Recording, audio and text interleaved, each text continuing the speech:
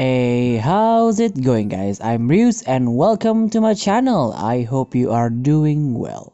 Today I want to talk about the new update that will be coming on May 13th.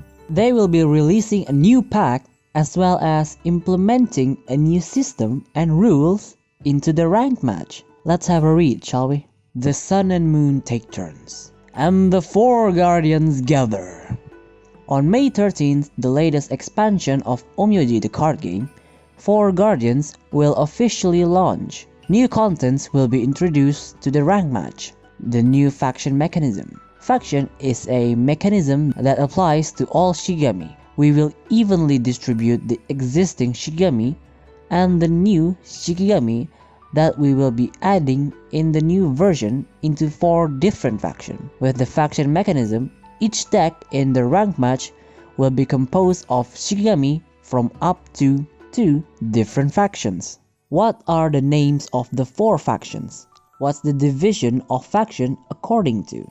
Given the actual performance of each type of Shikigami and the currently commonly used decks, with the aim to group Shikigami with similar positioning into one faction, they are divided into the following 4 factions. The first faction is the Red Lotus faction. Shikigami from the Red Lotus faction focus on developing their power and health and can gain advantage with spell and form ability.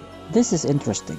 Most of these Shikigami are used in aggro decks and maybe a couple of projectile with Hoka and Vampira, but the Shikigami here are mostly dependent on their form, so the description is pretty accurate, except maybe Kametachi and Shiro and Kuromujo. They don't really depend on forms. Maybe a couple of combat cards, but definitely not spells. I forgot what Gaki and Hitorima cards do, but let's see when the update drops. The next one is the Violet Rock faction. Violet Rock faction Shikigami has excellent defense and recovery ability. They are good at gradually accumulating advantage through various card abilities. Samurai X, yep. Tenjo, yep. Mitsume, yep, definitely. Yumekui, Nightmares, okay.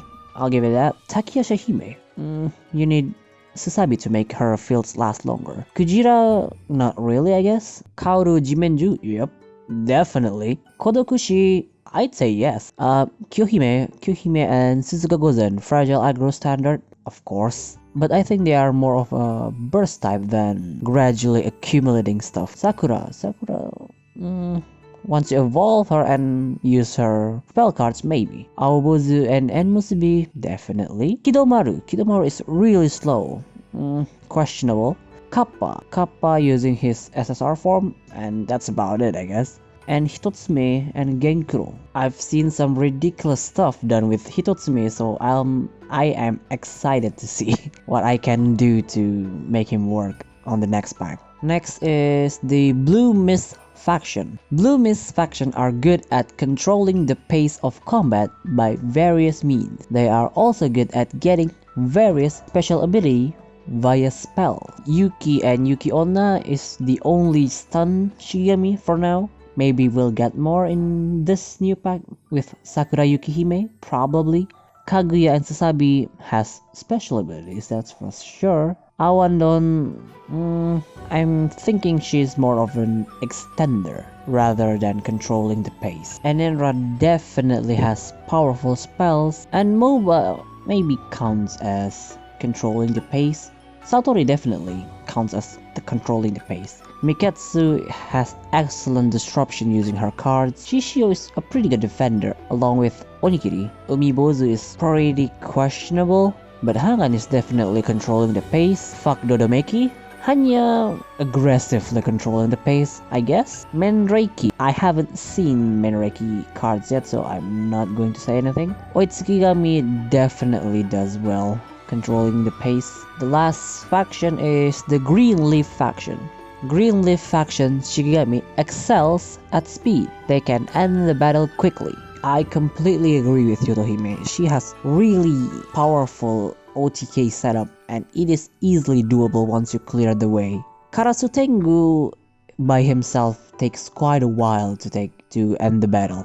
Ubume definitely easier to use than Karasutengu, for OTK at least. Shin Itsumade is a proven really fast game ender, so I agree with that one. Warrior Soul takes way too long to end the game. Yamausagi is insane in late game, but doesn't do anything in early game. But once she got her form, it is pretty much almost game over for your opponent. Zashiki is usually used in luck deck as a stall option, so you can stay alive while building up your luck count. Jikikairu has really nice cards to end the game, and I can definitely agree with the speed. The only way I think Ichimokuren can finish off your opponent by himself is by continuously using his SSR cards, the one that gives 6 damage to the opponent. That's about it. So I think that's pretty slow. Yamakaze got a pretty good potential to kill your opponent. When you use his SSR form, he can be a really insane attacker. Maestro definitely speeds up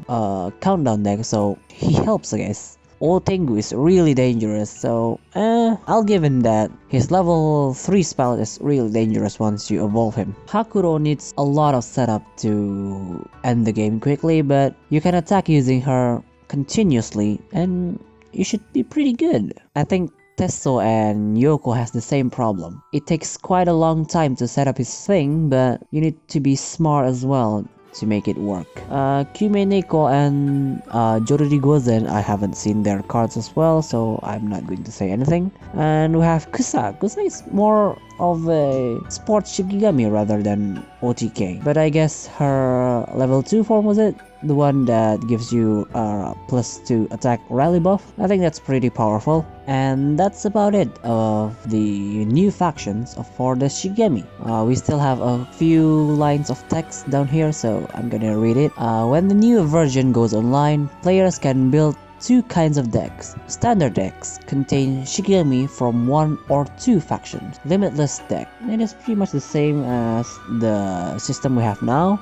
Standard and Limitless deck use independent deck slots. Okay, that's nice. You can choose to build a Standard or Limitless deck. After the version is updated, players will get a certain amount of Standard deck slots, which are equal to the deck slots unlocked by the player before the version update. Players can play in Limitless mode by entering player match in the story and Shotengai's PvE combat. The new version also adds ranked match growth system and faction markers. The growth system is when a player wins a ranked match, he or she can advance the rank growth level. When the growth level is increased, he or she can get a corresponding growth level rewards, including card packs and gold. In every season, the growth level will be reset and the player can get rewards again. The other one is faction markers. When players use the deck of different faction to duel and win, a faction marker will be displayed in the match. When a player wins a certain amount of games with decks of the corresponding faction, the new faction marker of the faction will be unlocked. So I think this is a smart system they placed in. So instead of nerfing cards, maybe they'll just move the Shikigami to other factions. That way the problematic card will still have the original power, but will synergize less with the current available Shikigami. And from what I've seen is that countdown decks are pretty much still alive. Dodomeki style is still going to be available. Charge is still strong too. So I think they haven't moved any of the Shikigami yet to make them less powerful, but we'll definitely see changes in the future. I would love to get Hitotsume so I can make a meme deck, that's for sure. And maybe Sakura Yukihime because she is pretty. Also about the growth system and the faction markers, I'm interested to see how much more we are going to get from the growth system compared to the current 3-win 1k gold and rank up rewards. And I don't quite understand how the faction markers work. From my understanding, this will be purely cosmetic because it doesn't say anything other than getting a faction markers when you win a match with a deck with different factions. Oh yeah, I almost forgot the tiny text there. After the update, players will get 20 pick your own card packs, including the newest one. So I'm assuming we all will be getting a free 20 packs. That's really generous. And I'm personally excited for the new update. And the reason I haven't posted a deck showcase this week is because I am saving for the new update, so I can make more decks with it. Well, that's all for today's video. I certainly hope you find it somewhat informative. As usual, if you have any kind of feedback, leave it down in the comments, and see you next video. Bye!